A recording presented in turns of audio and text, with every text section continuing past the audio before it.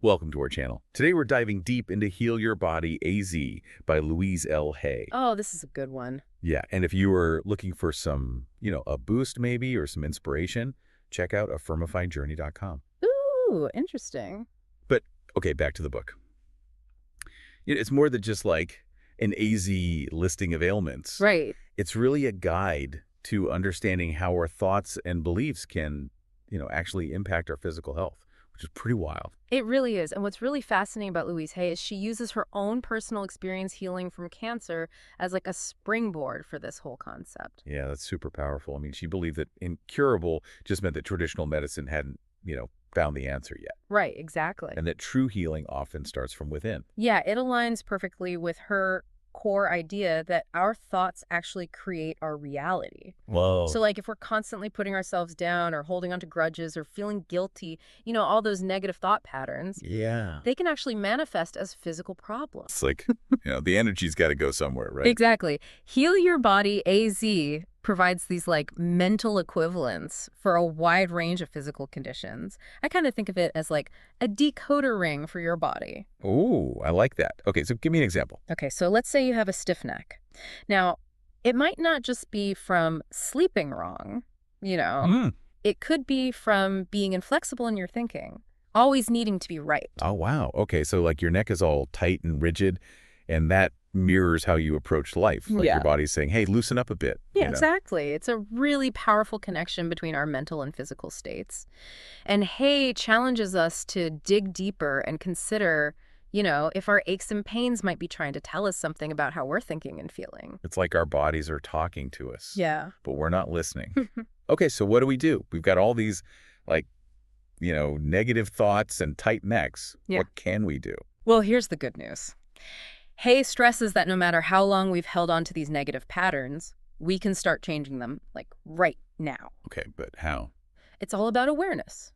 Becoming aware of our thoughts and then consciously choosing to shift from those negative ones to more positive affirmations. So it's like hitting the reset button on your internal dialogue. Exactly. And it's not about denying the negative emotions, It's Right. about acknowledging them, understanding where they're coming from, and then choosing a more empowering perspective. Okay, so for example. So Hay shares an example from her own life, about how she finally realized that her recurring stiff neck was actually linked to her inflexible thinking.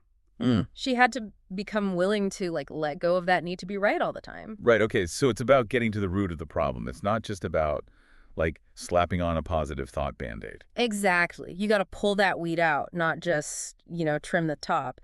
It's a true internal shift that needs to happen. Okay, so what are some of the thought patterns that Hay, says are the most damaging? Well, she identifies criticism, Okay. anger, resentment, and guilt. Oh, yeah, those are biggies. Huge. And they can manifest in a whole host of ways, from arthritis and infections to tumors and chronic pain. That's heavy stuff. It really is eye-opening when you look at the examples she gives in the book. Mm-hmm. For example, she links arthritis to feeling unloved. Yeah. Chronic criticism and resentment. Yeah. And even cancer. Whoa. She suggests it can be linked to deep hurt, long-standing resentment, even carrying hatred. So powerful. It is, and it makes you realize, how important it is to address these emotions. Yeah. Not just for our mental well-being, but for our physical health as well. Absolutely. It's not about blaming ourselves for getting sick, but just understanding that our thoughts and emotions, they play a role in our overall well-being, right? For sure, for sure. Okay, so we've touched on some pretty intense stuff, but I know there are tons of other examples in the book that are just more relevant to everyday experiences. Oh, yeah, absolutely. For instance, headaches. Hay suggests that they often stem from invalidating ourselves and being overly self-critical. Have you ever noticed that? Oh, all the time. It's like when you beat yourself up over a mistake. Right. All that tension, it can literally manifest as a throbbing headache. It's fascinating how the body reflects our inner world. It really is.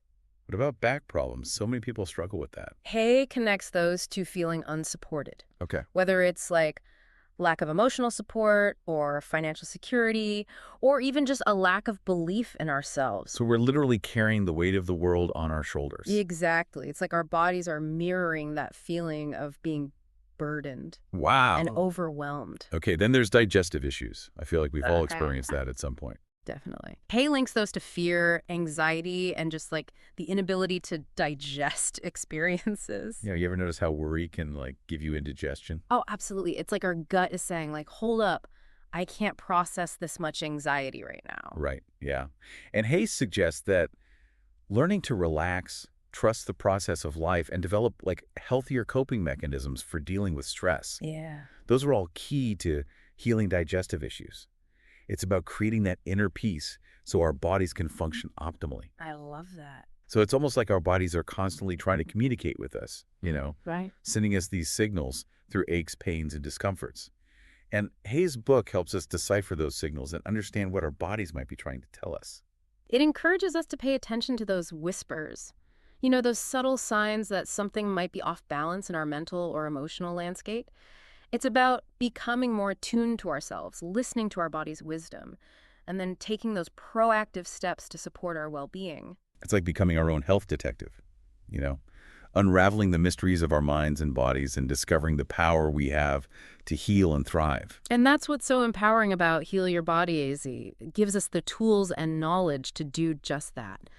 One thing that really struck me was this idea that we often unknowingly create dis-ease through our thoughts. It's like we're setting ourselves up for these ailments without even realizing it. It's like we're running on autopilot. Yeah. Just replaying these old negative thought patterns, and eventually they wear down our body. Yeah, exactly. But the good news is, Hay gives us a way to break free. She does, and that's where the whole idea of replacing those old patterns comes in. She provides a whole toolbox full of techniques, for shifting those negative thought patterns and just building a more positive and healthy mental environment.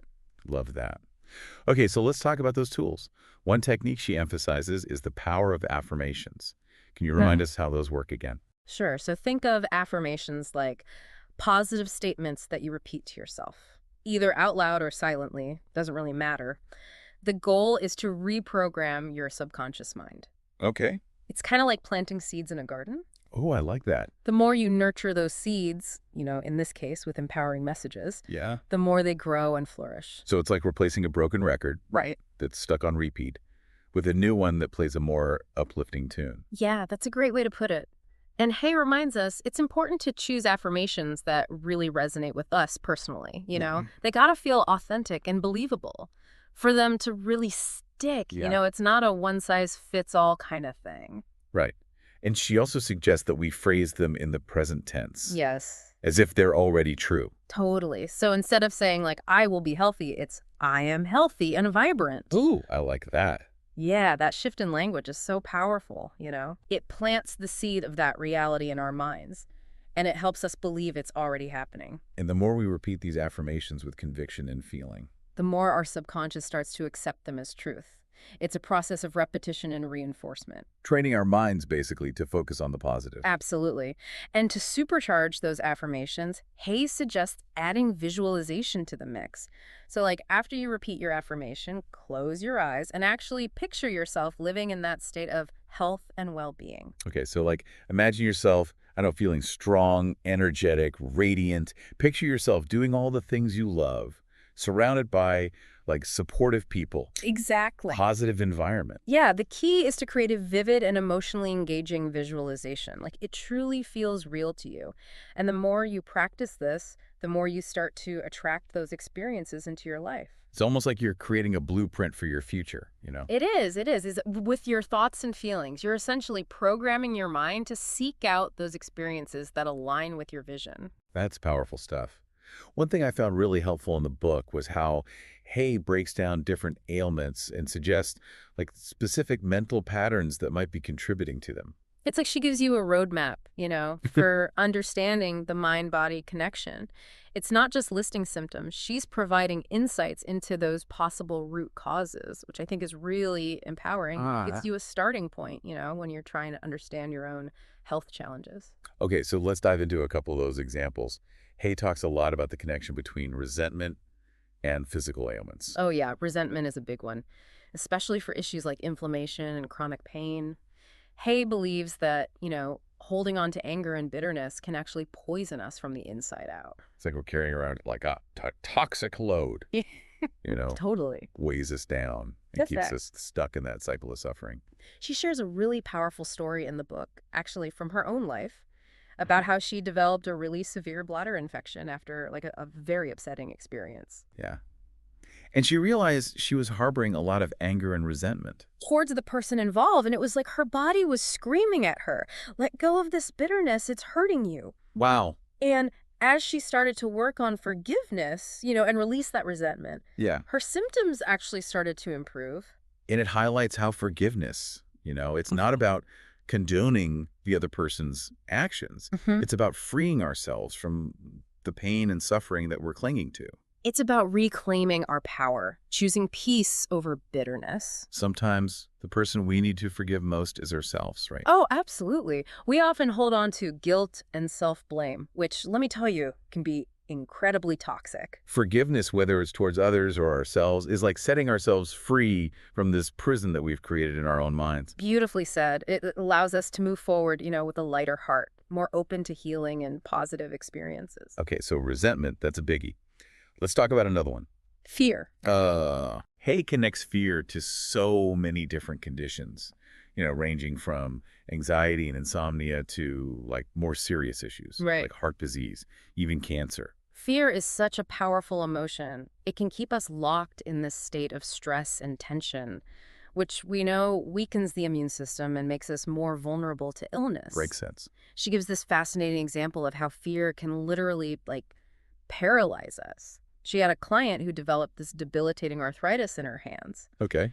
And as they dug deeper, they discovered that this client had, this deep-seated fear of taking risks, stepping outside of her comfort zone. It's like her fear had literally frozen her hands, preventing her from reaching out for new opportunities and experiences. And as she started to work on overcoming her fear, embracing new challenges, her arthritis began to improve. It's amazing, how intertwined our mental and physical states really are. It's like our bodies are constantly reflecting back to us what's happening in our minds and hearts. And Hay emphasizes that fear is often based on illusions and limiting beliefs, Yeah. that we've either inherited from our past or, absorbed from society. Right. We internalize these what-if scenarios that keep us playing small and stuck in that fear. We've got to break free. We do. And when we shine a light on those fears, we often realize they're not as scary or powerful as we thought they were. Right. We can start to release them and reclaim our power. Take back control. It's like taking back control of the narrative. Yeah. And choosing to write a new story, right? Yeah. One where we are brave and resilient, capable of overcoming any obstacle. Hay reminds us we are not our fears. We are so much more than that.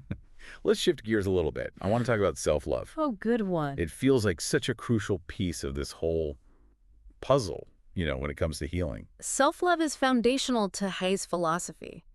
She believes that when we truly love and accept ourselves, we create this fertile ground for optimal health and well-being. And she suggests that a lot of our health challenges actually stem from, a lack of self-love, right? We constantly criticize ourselves, judge ourselves, punish ourselves, and we just don't believe we're worthy of good things. All that negativity's got to go somewhere, right? Right, exactly. Yeah. It often shows up in our physical bodies. It's like we're waging war on ourselves from the inside out. Yeah. But Hay reminds us that self-love is not about, being narcissistic or arrogant. Yeah. It's about recognizing our inherent worthiness. Yes. And treating ourselves with kindness, compassion, and respect.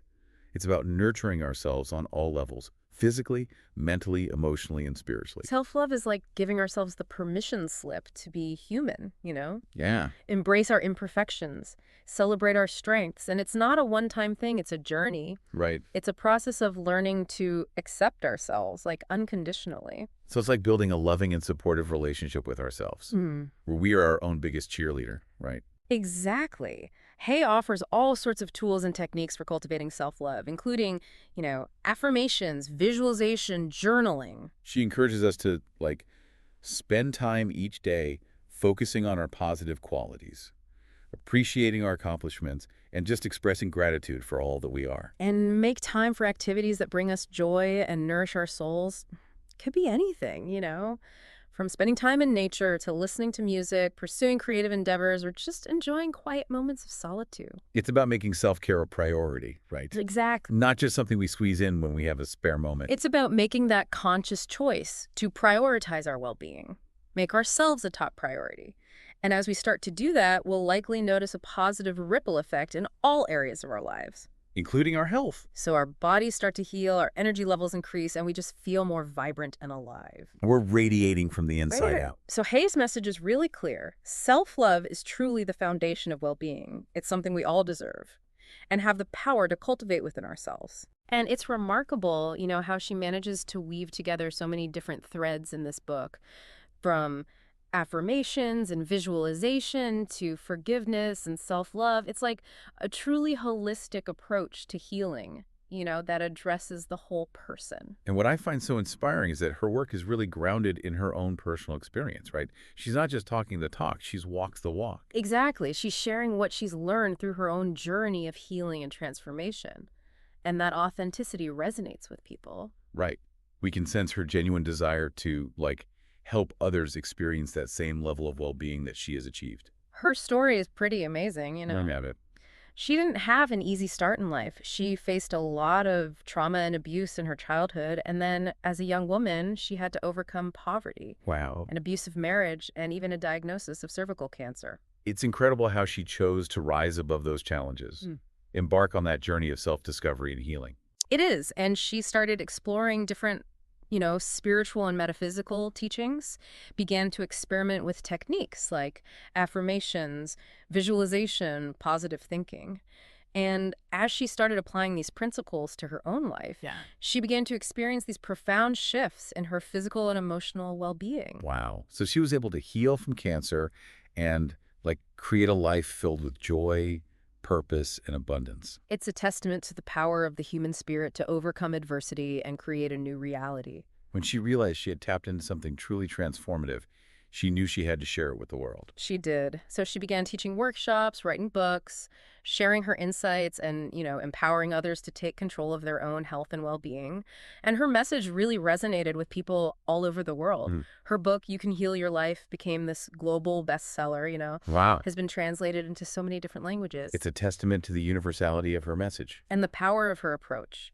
Hayes' legacy is this beautiful reminder that no matter what challenges we face, we always have the ability to choose love, healing, and transformation. The power to change our lives lies within each and every one of us. Now, it's important to note that Hayes' work is not intended to, replace traditional medicine, right? Oh, absolutely not. She always encouraged her readers to consult with qualified healthcare professionals for any physical or mental health concerns. Her approach is meant to be complementary, Right. to work in conjunction with conventional treatments, addressing the whole person, mind, body, and spirit. It's about empowering individuals to take an active role in their own healing journey, working alongside their healthcare providers to achieve optimal well-being. So Hayes' work is this invitation to explore this incredible connection, between our minds and bodies, and to tap into that transformative power within each of us. It's about recognizing that we're not just passive recipients of health or illness.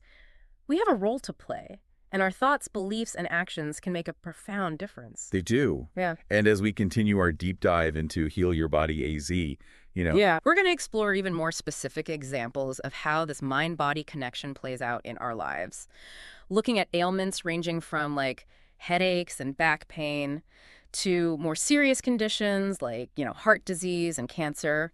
We'll also be talking about practical tools and techniques you can use to shift those negative patterns and create a more balanced and healthy life, covering affirmations, visualization, forgiveness, self-love, and so much more. So, if you're ready to dive deeper into this fascinating world of mind-body healing, stay tuned for the next part of our deep dive. All right, so welcome back to the deep dive.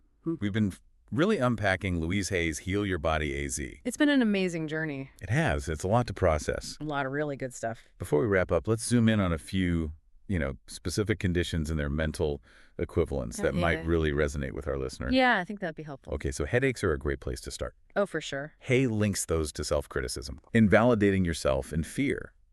And it's funny, I think about how often I get a headache when I'm pushing myself too hard or striving for perfection. It's like our minds just clench up and that tension radiates right into our heads, Yeah. turning into that throbbing pain. It's almost like our bodies are saying, hey, ease up on yourself a bit. You're doing the best you can. Right. What's Hayes' solution for that?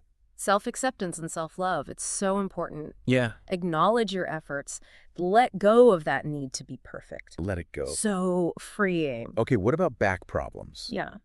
Because so many people I know struggle with back pain. Ah, so many. I do too sometimes. Hay suggests that back problems often relate to a feeling of lack of support.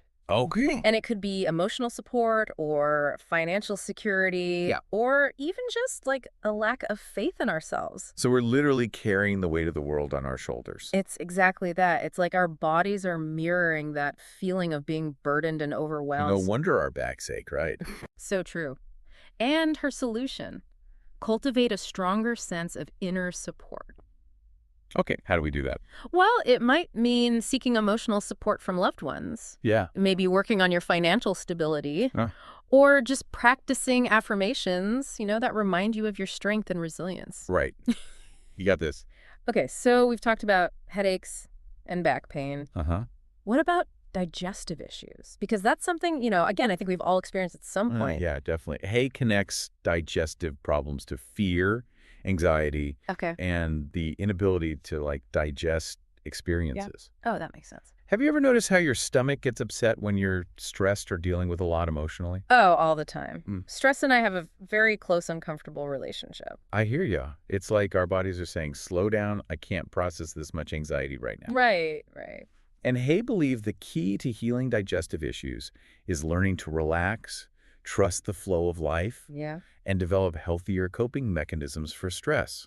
So it's about creating that inner peace so our bodies can do their thing without having to send us all these distress signals. It's also about being mindful of what we consume. Okay. Both physically and mentally, What do you mean? Are we nourishing our bodies with healthy food and our minds with positive thoughts? Or are we bombarding ourselves with junk and negativity? That's a great point.